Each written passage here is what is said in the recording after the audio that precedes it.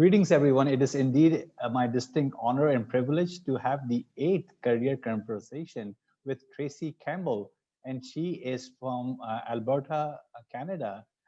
Very warm welcome to Tracey Campbell. She's a seasoned career practitioner for over 25 years and currently working in public policy. Welcome to the show, Tracey.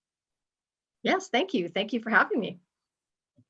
So we will go straight into the career conversations. The series, as you know, is maximizing career guidance and career development. This is a theme for the IAVG conference in 2021.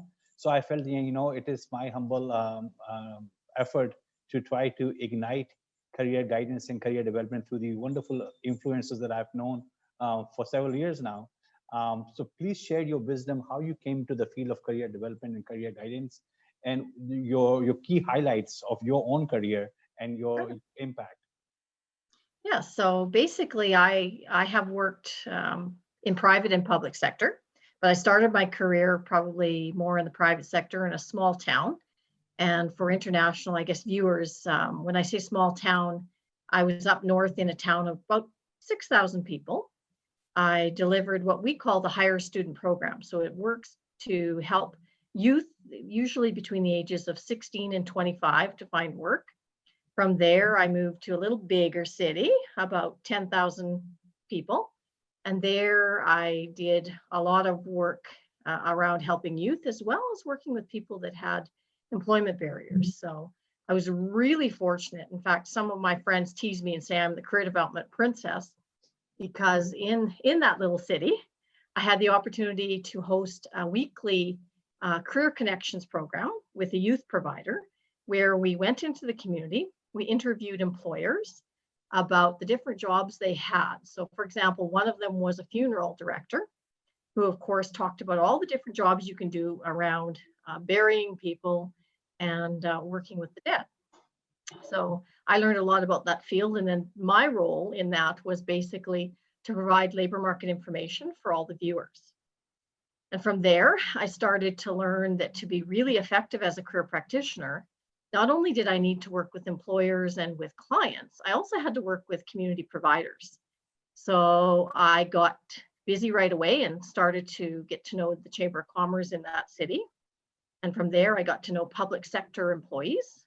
And we started to work on what we would call, or maybe the international community would call, consortium work or partnership work, in which one of the partnerships was really working with people that had multiple employment barriers. So we would partner to ensure that people got hopeful interventions. So it might have been working with, for example, I worked with young men and women that were parents for the first time. So we did a little bit of financial literacy.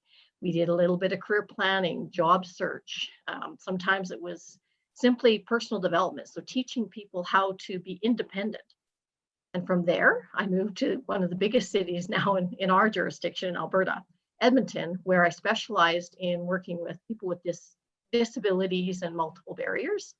And probably throughout this interview, you'll hear me refer to the 10 years that I worked at that huge city center office, because it probably is a highlight of my career presently, because I got to work on some very unique projects that probably some of your viewers may have similar ones in their countries. But for us, it was a first in our jurisdiction to work with people with correctional backgrounds. I worked with drug courts, and I worked with a specialized women's project where we helped basically integrate women that had been working in the field of sexual exploitation, leave and get into more traditional jobs. And now, as you said, I work in a policy professional role, where what I've tried to do is, in the last 10 years, is influence how my jurisdiction in Alberta develops and designs current employment programming for all Albertans. So that gives, I think, some of your viewers a little bit of an idea about some of the different projects I've done. Thank you so much for sharing. That's a very diverse background and very holistic background of career interventions, as they say it. Can you share, as you know, the theme of this series is maximizing career guidance and career development. How can we as career practitioners, as career counselors, as career scholars and career service professionals, how can we take baby steps and maybe bigger steps in our respective regions and countries to amplify the profession? Well, I've always been a strong believer that for many, many people, and many of the people I've served over the probably 2 decades, hope is where it really starts. It starts with helping individuals learn about themselves. So what are their interests? What are their values? What are the skills they have? What traits do they have? And then the other part of the equation is really looking at the world of work. So what opportunities are there for every individual? And for me, it's been such a pleasure and a joy to look at how people can fit within different environments. So I've always tried to help individuals find that richness within themselves, as well as from a public policy perspective, provide opportunities through programs and services for people to actually experience some of those opportunities. And then I guess the other part, a lot of the international folks that might be looking at this know I've also been a promoter of using career development to narrow the skills gaps within our society. So what we want to do is we want to educate employers that have the opportunities, as well as the clients or individuals that are looking for those opportunities. I think that's how we narrow that skills gap. I also think that for many, many countries, if you don't have effective career services, then your labor market starts to suffer. You have less productivity, you have less work satisfaction. And we don't want that. We want people to be happy doing work that they find meaningful. And as a result, I have used newsletters, I have used websites, I have been really proactive when it comes to public education that's free. So working on websites and publications that help individuals in every form. So whether it's a simple bookmark that gives one quick little message, or it's a book that takes you through all of the steps around career planning. Those are some of the things that I think every practitioner can provide that advice. In today's age, obviously, we're doing some social media currently, and I would think that people around the world have got their cell phones out, and they're basically reaching out through things like LinkedIn and Facebook and Twitter and Instagram. At least I see that with youth. More of it's Instagram, and I find it fascinating how they share. The youth today shares some of the social justice and career development issues that I have seen over the past 2 decades. Excellent, wonderful, and very creative. I think as career practitioners and as career professionals, I think we now need to, it's now imperative to embrace social media. It is, I know as a profession, as a profession, we tend to be very quiet people, yet we do some really big work.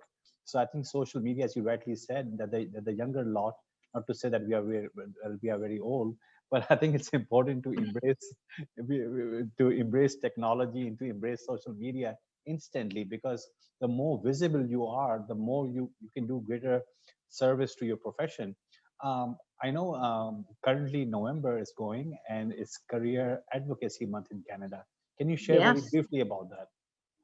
Yes, so I've been involved with, at one point, it was called Canada Career Week, where we planned activities for 1 week. But we were really fortunate to have a national organization take on Canada Career Month. So the month of November in Canada, we work towards providing all kinds of interventions that get people interested in labor market and career development topics. So for example, in the government of Alberta, we may provide little messages through text or little podcasts to try to get people of all ages involved in doing some career planning. We also provide messaging around job search efforts. And in one particular day during November, we ask all parents to take their kids to work so that they get an opportunity to see what their parents do for work.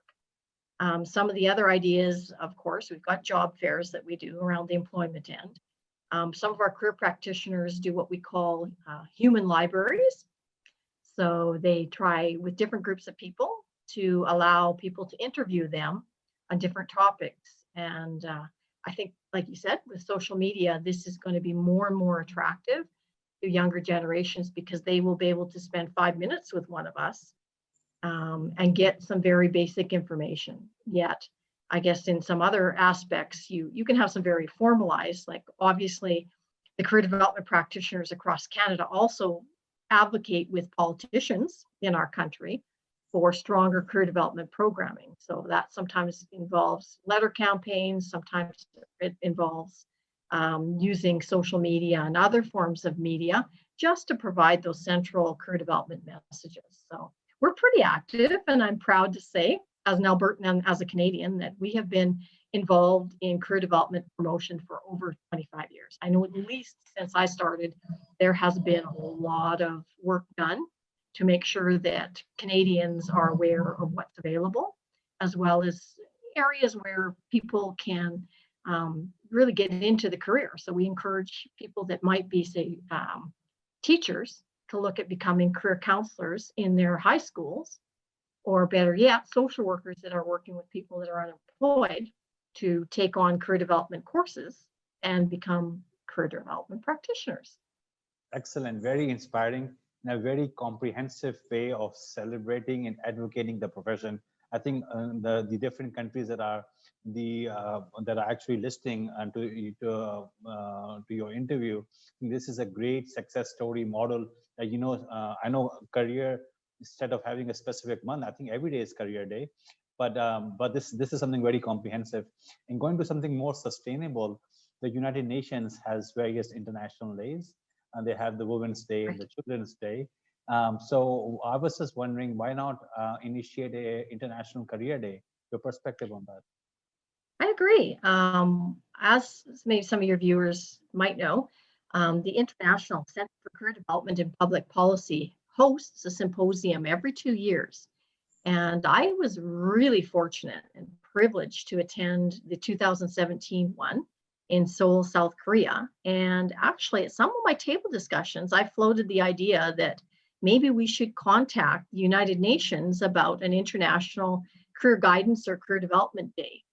And I have started talking to ambassadors about the idea, and we will be pursuing that with a package that they will be sending out. And I guess really what will happen after that is we will work with international organizations to ensure that I capture what career development means to nations around the world, the importance of it, all of our values. And then we will be looking for what they call letters of support from different nations around actually having a day. And I don't, personally, it doesn't have to be during November like in Canada, but I'm looking at trying to pursue this over the next 2 years so that maybe by 2025, we will have an International Career Guidance or Career Development Day. Thank you. And that's a very wonderful process that you have actually started working on it. And this is a great message of hope for everyone, for all the practitioners and the scholars that are listening to you.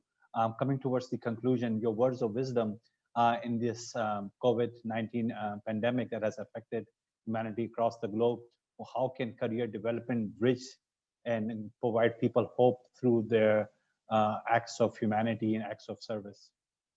I think one of the biggest things we can do as career practitioners is we have all of the knowledge within ourselves, and we are very good facilitators. So we have to realize that many people around the world are feeling isolated, and they're feeling like there isn't any hope. So our job is to reach out to people in our communities and around the world and show that support. Be good listeners, be empathetic listeners, provide advice freely, and try to be as genuine as we can, because we're not all going to understand. And even for me, going to the International Symposium opened my eyes to what's happening in developing countries, because obviously, I basically live in a first world country, and our problems are not the problems of the third world or what we call developing nations. So for me, it's been an eye-opening experience to get correspondence from around the world with people asking me about where do we take some of those steps.